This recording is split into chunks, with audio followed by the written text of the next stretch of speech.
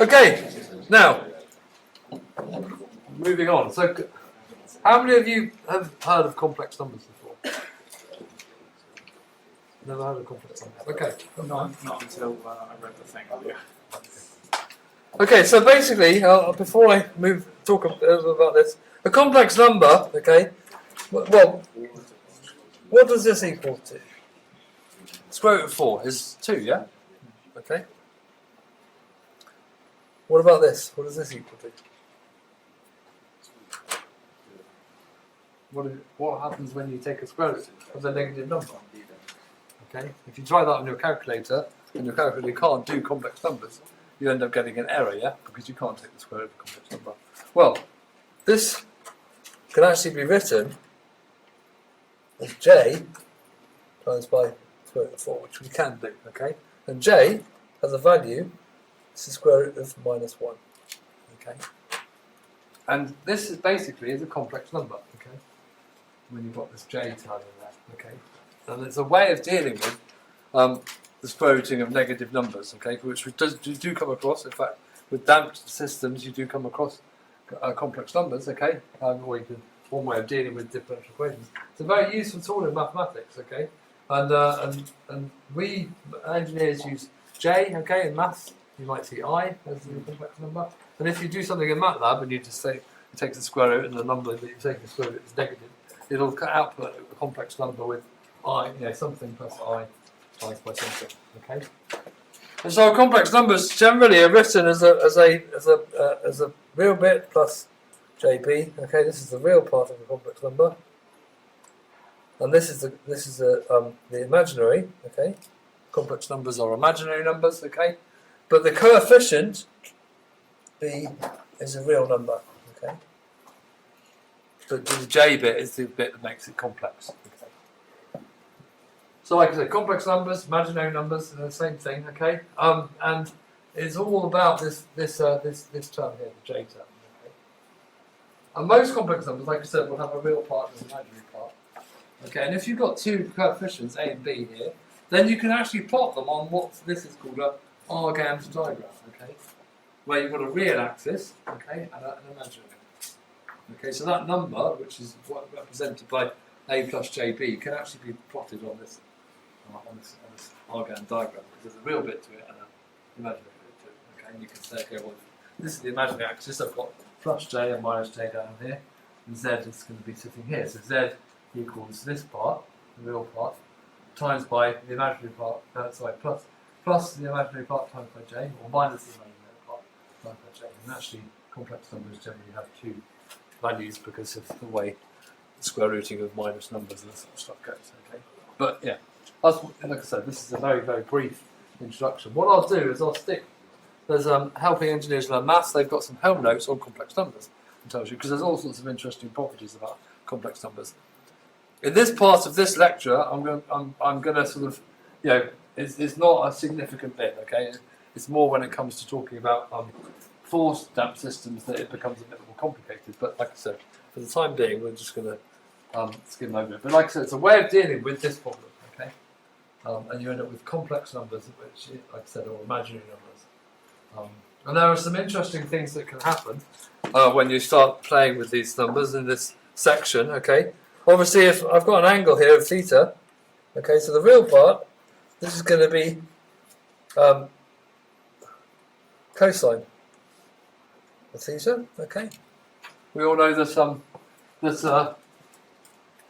our hypotenuse here has got a value of 1, okay, so it goes around.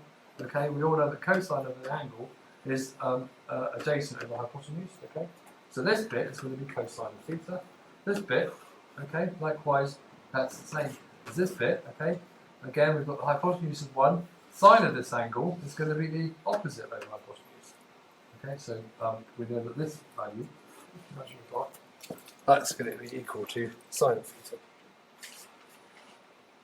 And so you can write z as cosine of theta plus j sine of theta, okay, which is in fact what's on the next one. Okay. So like I said, there's the real part, Okay, this is the imaginary bit, and it's got a real coefficient up front. You can work out what sine of theta is. Multiply by j, it becomes imaginary. Okay. That's the complex number that represents that z value. Okay.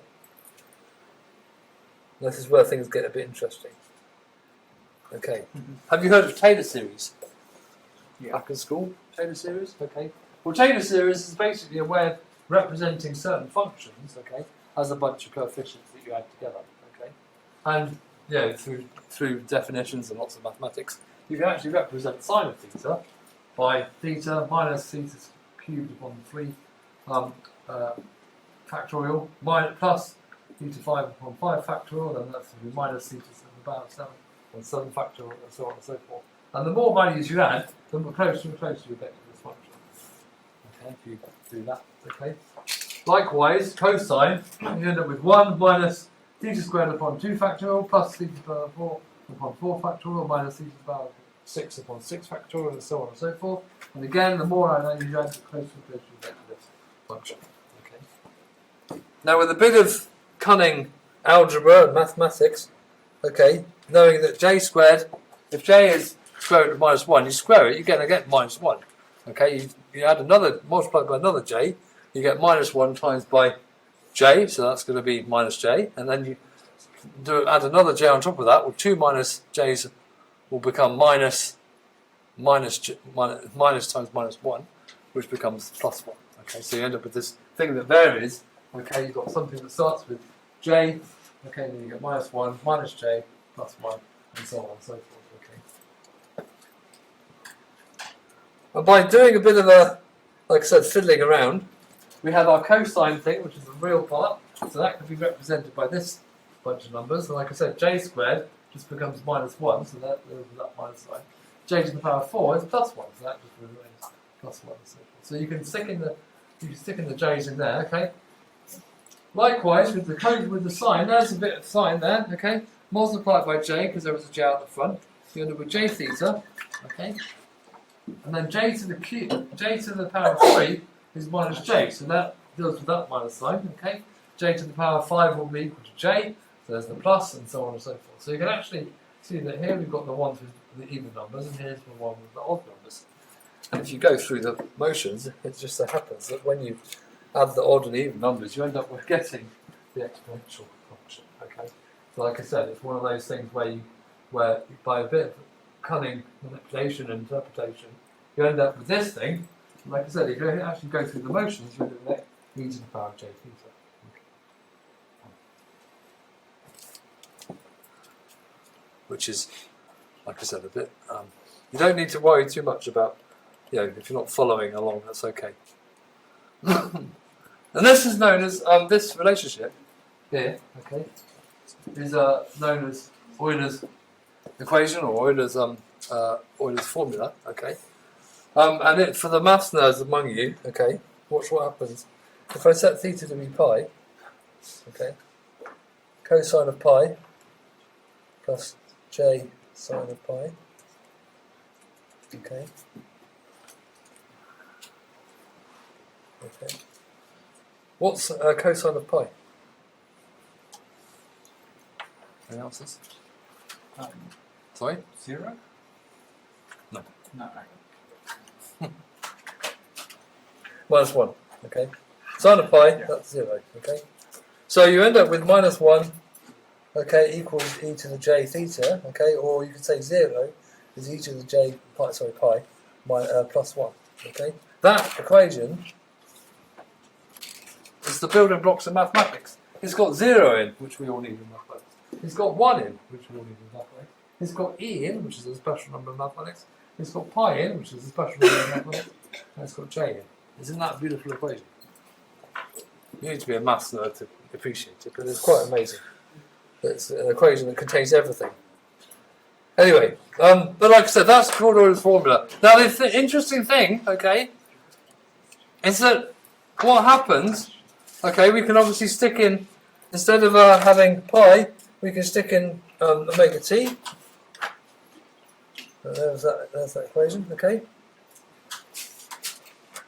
If z is rotating around that circle on the Argand diagram, with a angular velocity omega, then obviously theta, which is the angle, okay, is going to be theta times by the time, okay? So we end up with omega t, and so obviously you can now write it like that, okay? So we stick in omega t in here, okay? Omega t. And obviously you could add in a phase if you wanted to. Okay, so there's I've stuck in my phase angle in there as well, so it's in there, okay.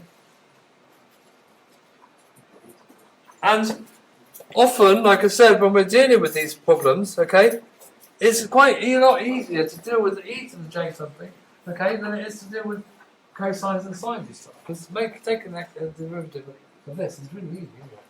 What's the derivative of e to the x? What's special about e to the x? What, that it's always going to be, if it's always going to be 1, isn't it? Or something? No, the derivative of e to the x is e to the x. Yeah, that's one of the things about the shape of e to the x. If you plotted e to the x, okay. So here's my graph. This is 1. E to the x looks like this. Okay. And so no matter where you do take x to be, okay, the slope of that line, wherever you take it, is equal to that value. Okay. So the slope here is going to have a slope of 1. The slope of 2 is going to have a value of 2, and so on and so forth. So that's the special thing about that number e, okay? And like I said, the main benefit of the fact is when you take the derivative of e to the x, you end up with this e to the x, okay? And so on. And so taking the derivative of this, obviously you've got to use the chain rule to take the stuff out of that's in front of t. But you end up with e to the same thing. Okay? So taking derivatives of e to the power of something is quite useful. So we use this often as a trial function when we're, like I mentioned, trial functions. Often when you're solving differential equations, you have to give it an answer that you think might be the solution. Okay? And so, like I said, we could give it this answer as a trial function, but we can equally give it this. And like I said, when you're solving differential equations, you have to find the derivative with respect to time. Like I said, find the derivative of this number is a lot easier than find the derivative of this number. Okay? So we use that as a trial function. And like I said, the other thing is that we know that if we ignore the imaginary part, this bit, we end up with that, which is what? That's the equation for a single degree freedom system undone. Okay? So if you take the real part of this solution, you get your answer. Okay, so that's the real benefit. But like I said, we're just doing this because dealing with this number is a lot easier than dealing with this number when you're taking derivatives and that sort of stuff. And so you use trial function, that's the same. You pick a trial function here, you find the solution, you end up with a bit of j and a bit of not j. Ignore the bit with the j and take the bit with not j, the real part, and you end up with your answer. Okay, now we'll deal with that more when we're dealing with force damped oscillation next week, okay? But like I said, it can be used as part of damped oscillation as well, damped free oscillation, which we're going to move on to. So in terms of the complex numbers, there's a few other properties that you should be aware of.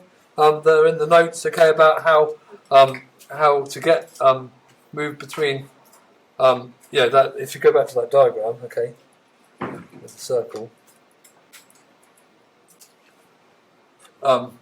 Clearly Z could be out here, okay, which is also a complex number. And by working out the real part and the imaginary part, you can work out how long that is. You can also work out the angle if you know the imaginary part and the real part as well. So, like I said, there's ways to move backwards and forwards, but like I said, that's in the notes. Right.